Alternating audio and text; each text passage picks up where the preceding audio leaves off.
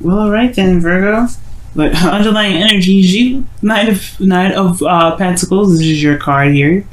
I like that for you guys. Considering that this is your energy that we're picking up, and this is about. I feel like this is about what you're committed to, focusing on the details.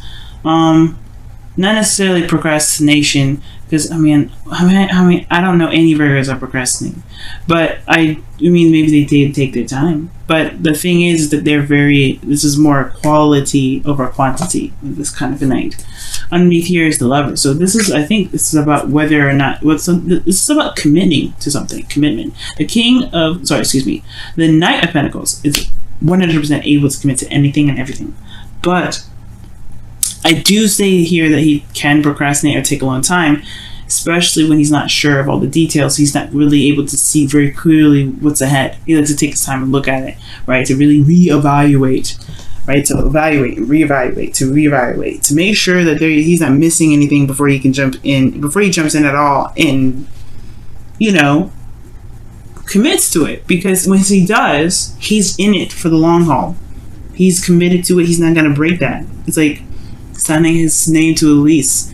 When he says he's doing something, he's doing it. And that's you guys, right? You guys will say, like, if you guys say you're going to do something, you're going to do it. Unless something ultimately has to give, right? And you can't do it, and you have to change it. You're changing your mind, and you're doing it. But there is this like slow behavior that comes up with looking at the details. You have to be slow, right? You have to take your time with it, because you're gonna miss something if you don't take your time. If you don't slow down. So there is a slow progress. There's a slow build up, but it's only because somebody is having a little bit of an issue with figuring out whether or not this is something they want to commit to or not. And like I said before, the Knight of Pentacles does not have a problem with committing. It's not like the Knight of Wands. He's not flaky. He doesn't, jump in one minute and say never mind the next second when things get serious. He's in it for the long haul. But that's why he's so slow, because he wants to be sure whatever he goes into is legitimate. Like he's willing to sit through that for however long it takes to make it happen. Now, your situation here is very interesting. You have Justice here, which does communicate to me that there is maybe contemplation of marriage. And the reason why I say that is because of the Empress and the Lovers. Now, if I had the Four of Wands, I'd be more prone to be like, hell yeah, somebody's getting married, or somebody's something like that. But we take that with a very small grain of salt. I don't have all the cards that I like to see here to say that 100%. You know what I'm saying? Justice, honestly, regarding an open reading like this for masses and everything like that, or for people that are watching on YouTube, I give the general kind of message for it, which is pretty much, especially with this being in your current state of being, it's about balancing the scales, right? You're not necessarily correcting the wrongs or anything like that, but trying to find the balance in the situation, or really just balancing things out, right? Evening the odds, right? It's just kind of like making sure things kind of sit on on the surface leveled, right? Because you don't really want something that's too high or too low. You want, it's an outstanding karmic balance needs to be paid up. It's going to get paid today, right? Because that's what justice. That's how I see justice anyway, right? And justice does it through facts, through figures, and what is true, right?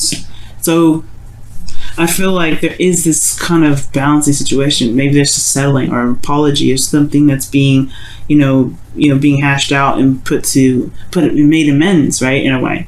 But I do see that currently in your current state of being, right? Obviously, right? Currently in your current state of being.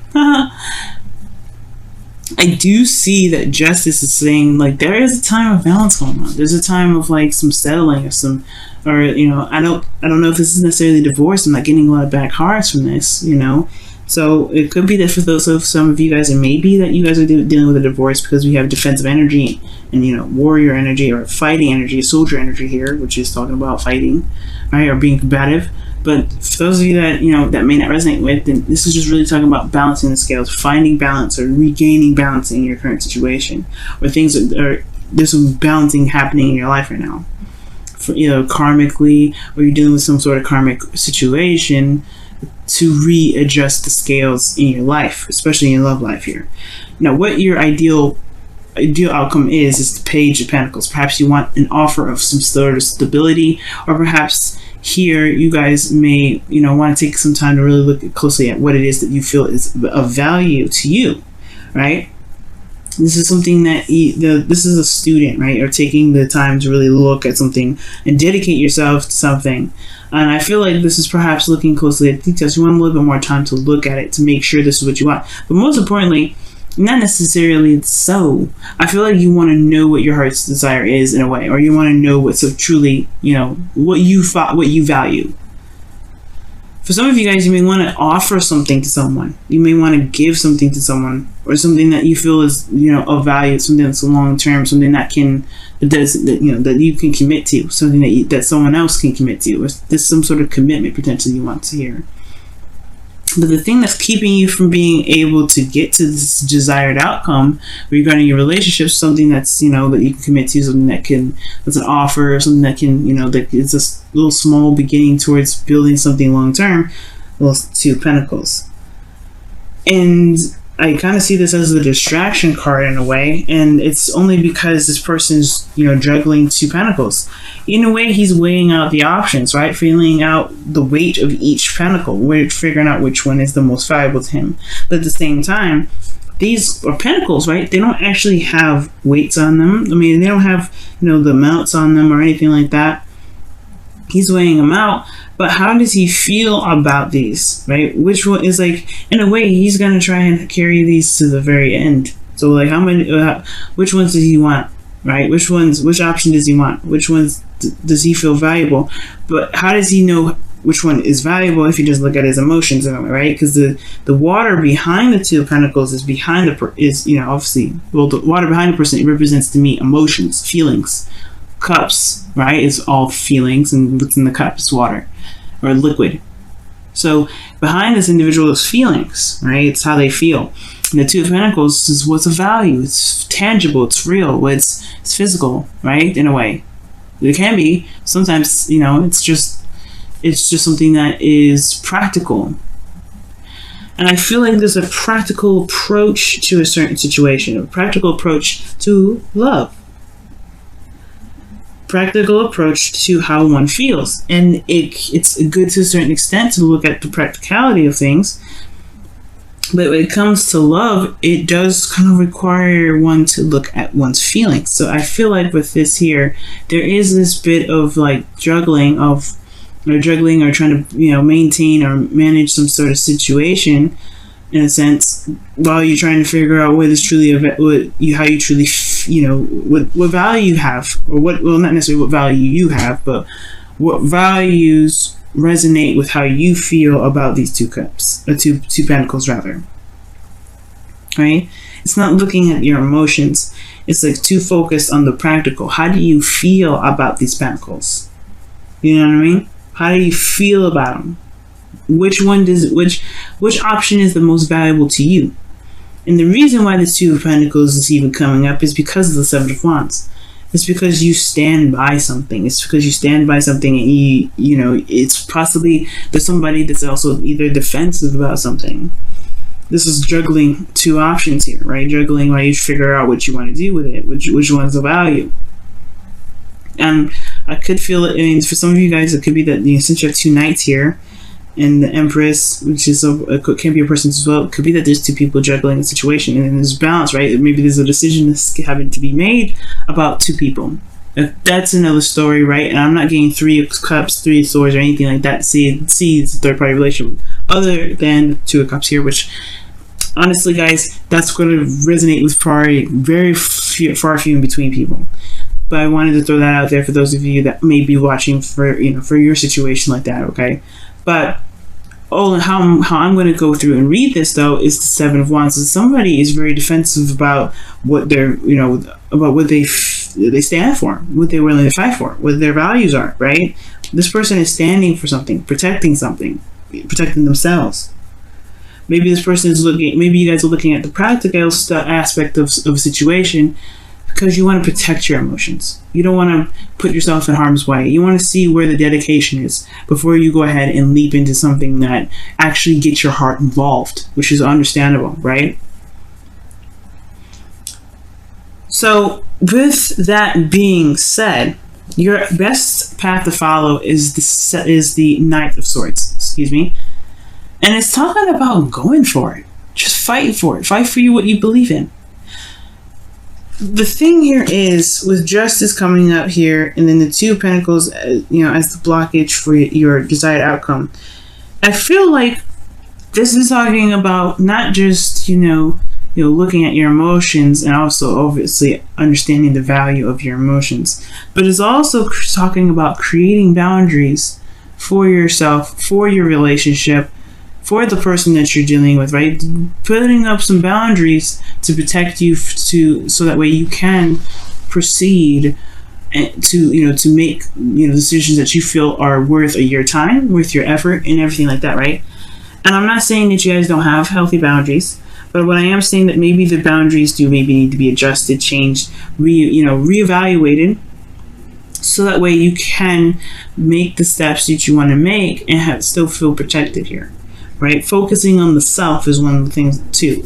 But the Nine of Swords talks about fighting for your truth, fighting for what you believe in. It can be a bit combative, but it's honestly talking about going for it, gunning it, and really just kind of knowing that you can handle the situation when situations arise. I'm going to go ahead and pull another card for the Knight of Swords as well to see why the Knight of Swords itself is coming up for your best path to follow. Okay, and you guys have the Knight of Swords, the Six of Swords, about transition, moving forward. It's a transition. It's a transition, right? Because you're leaving behind something that's familiar and traveling to a place that's not so familiar, but it leaves open space for prosperity, for things to start anew. So honestly, you're traveling to a new life in a way. When I see the Six of Swords, it's traveling to a new life. Whether this is external, whether this is really happening, or this is internal, right? Leaving some things behind, leaving some values or more, some thoughts or some beliefs, right? Because that's what swords are: beliefs, thoughts, logic, communication, anything regarding truth behind to find a new truth. Right, but you don't ever forget the lessons, the perspective that you have, which is why this person's carrying the swords with them. But you're not going to be associated with where they came from anymore, right? So with the Knight of Swords, it's like charging in with your truth, charging in with your perspective. Whatever you believe, you have that there with you. Have that knowledge of the self or awareness of yourself to be able to put boundaries, healthy boundaries for yourself, to be able to begin to start something new, to be able to, start something small, but something that can really build to something awesome.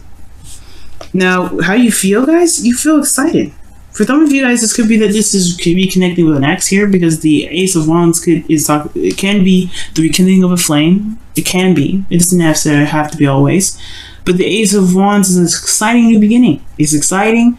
It's about passion. This is a new beginning regarding how you feel, and it's one that's not only is influenced by how you feel, but requires action. Right? It's going to require action. I feel like you have this urge and this, that this is like truly. Not just exciting, right? But that this is coming from your heart. When the Ace of Wands comes up, this is like passion, creativity, everything that comes from you, right? And I feel like with love, obviously, right? This is taking action on how you feel. So, yeah, this is exciting. But then there's that hesitation, right? What if this person doesn't know how to behave, or not necessarily behave, right? Like, if they can be loyal, if they can commit, am I seeing the right things in this individual? But this is Venus is still in Virgo. Okay, she's almost out of it, I think, but she's still in Virgo. So you're looking at the relationship of the other person, like, all right, do they apply? Does it apply? Does it work for me? Do they have some of the same values? Do they have a goal? Like, you're looking at the situation from a very practical sense, but how do you feel about that person? How does that connection feel? Is it exciting? I think it is. Because in your hopes and fears, you have judgment. You know that the decision that you make regarding this relationship is going to change your life. Lovers, these two people that meet each other, their lives have never been the same since. Because love is transformative, right? But it's also about being true to the new you that arises from judgment. Right? Because, like, you're not the same person that you were back then, right? You're not the same individual that has been through all those, kissing the frogs, right? You're not the same person. You're totally new and revamped. And this relationship with this person looks like a soulmate connection. Just because you have justice and the love is there. Automatically, I feel like this connection is going to change your life. It's going to change you. But it's not really it's not going to be the other person that changes you. It's you that's going to be changing you. Why? Because you're going to be doing something different. You're going to be doing something that is, that shows you that you changed for you. You're doing all of this for yourself. When you get into a relationship, you're not doing it for the other person. You don't ever get into a relationship for the other person. You go into the relationship for yourself. So I feel like with judgment here, like, that's one hell of a transition, or not even transition, this is transformation, right? And call to action. Already talking about action. This is a different approach. This is a different way of how you handle love, especially when it comes to just emotions and looking so practically at a situation. And I feel like, I honestly feel like, although it's kind of scary to kind of go that route, and not really, it's all about based off emotion and not really about what's there. I feel like it's going to show you something about yourself that you probably never even really truly realized or embraced that much. It's going to show this creative and this passionate side of you that truly makes you feel like you're capable of manifesting anything. Empress in the outcome. Right? I feel like in the outcome, you can manifest abundance. You'll manifest something. You'll manifest whatever you want to manifest. You're the creator of your own destiny. Now, with Empress here, this does talk about domestic situation, right? It can be, but it also talks about It also talks about comfort in a way, stability, because she's comfortable with that. She's always stable. She's in a place of stability. Why? Because she created the abundance around her to make herself stable. Because she attended to what she felt. She knows how she feels. The water, this little, I don't know if y'all see it in the very background here, but there's water here. That's a stream. That's emotions there. She lets her emotions run. She lets her emotions run. She's very patient. And honestly, the Empress is such a beautiful card to get at the outcome, because I really feel like this is showing you guys, or telling you guys here, that there's something beautiful that can be created with this relationship, with you just being in it, with you being so attentive to details. This is also the card for Scorpio, or actually Taurus. This is the card for Scorpio. Pluto is very transformative. But it's very interesting how you have the opposites here. Jupiter in Scorpio, and then you have Uranus in Taurus, changing how you, changing your value system. That's what this is all about. So, with all this said, let's go and take a look at your romance angels. Flirt. Wow. And it says, extend your lighthearted energy to others. That's talking about, like, being the ace of wands in a way, right? Having fun, being expressive, taking action. Oh wow, taking action, and this being aware. When it comes to flirting, it has a lot to do with feeling too. Like, you have to feel in order to be able to flirt. Like, if you don't feel anything, flirting is gonna be hard. But I feel like it's more of like talking about entertaining the idea and actually going with how you feel. You're going with how you feel and creating something amazing. Just allowing yourself to enjoy the connection. Right, so let's go ahead and take a look at wow. The whispers of love, and it says, be willing to express love. When we express love, we begin to receive love. And I feel like that's the Knight of Swords. Both of them, actually. Flirt, express your love, communication, guys. The Knight of Swords is communication. The Knight of Swords communicates his truth very bluntly, very openly. He doesn't have a problem with saying something or saying anything. And perhaps maybe the only thing that you guys really need to do is just communicate how you feel.